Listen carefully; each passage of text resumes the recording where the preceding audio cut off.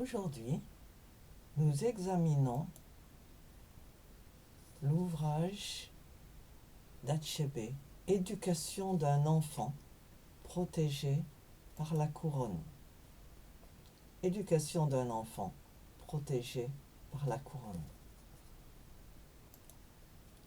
La traduction française de ce recueil, publié en anglais en 2009, regroupe 16 discours ou essais prononcés ou publiés entre 1988 et 2008.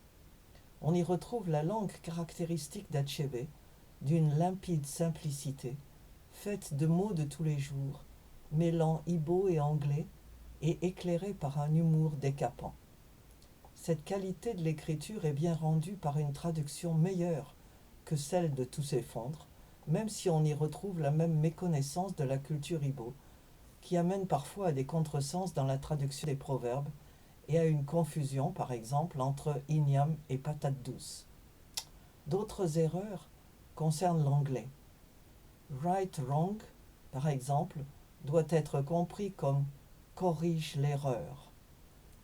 L'élégance du texte français est cependant évidente, et elle est indéniablement, pour beaucoup, dans l'impact que ne manqueront pas d'avoir ces paroles d'un sage, adepte du juste milieu, de l'équilibre et de la modération, respectueux des autres et de leur culture, conscient de la mission d'écrivain et soucieux de partager ses convictions. Achebe décrit lui-même son ouvrage nourri d'oralité, émaillé de contes et de proverbes, comme le récit impressionniste des années de jeunesse d'un garçon élevé dans le Nigeria britannique au temps de la colonie.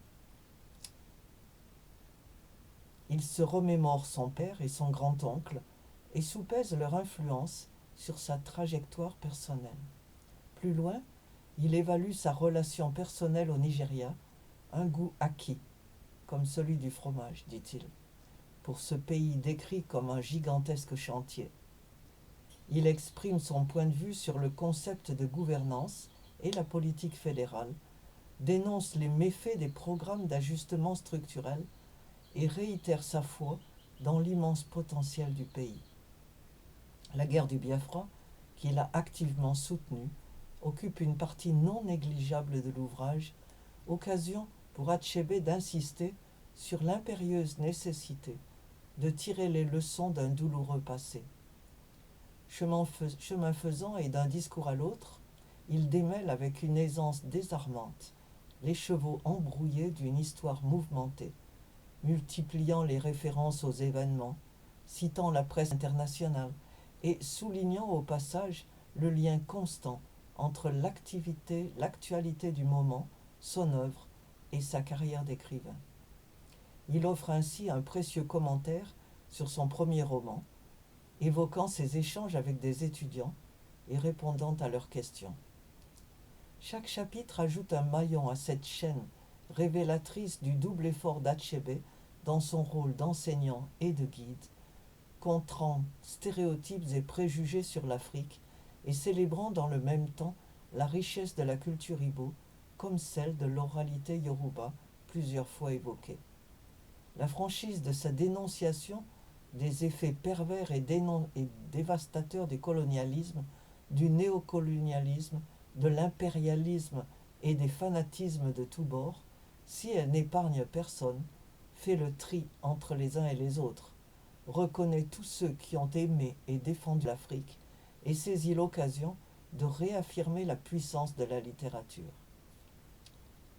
Nigérian familier des États-Unis, Achebe rétablit les liens entre Africains et Africains-Américains, entre la diaspora et sa terre d'origine, et propose une autre façon de désigner les autres. Pour lui, dire notre propre nom, c'est récuser les appellations d'esclaves et de sauvages données aux uns et aux autres. Tirant les leçons de son expérience personnelle et familiale, Achebe regrette l'absence d'une véritable littérature de jeunesse au Nigeria et encourage les auteurs à s'atteler à la tâche de donner aux enfants une autre image de leur pays et de leur continent. Il est clair et défend sa position d'écrivain bilingue, insistant sur son choix d'écrire à la fois en anglais et en ibo, un fait que le monde universitaire a le plus souvent préféré ignorer. L'un des derniers chapitres lance un appel aux universités du pays pour qu'elles retrouvent le sens de leur mission de modèle et de guide et se remettent à la poursuite de l'excellence. Au fil des pages, Achebe détourne l'attention de ses lecteurs de sa propre personne pour la reporter vers ses propres modèles, rendant hommage à Martin Luther King, Equiano, Azikiwe et d'autres, connus ou inconnus, relevant leur contribution au mieux-être de l'humanité et leur courage dans la proclamation d'une vérité qui dérange, celle que l'Afrique, c'est des gens et que tous les humains se valent.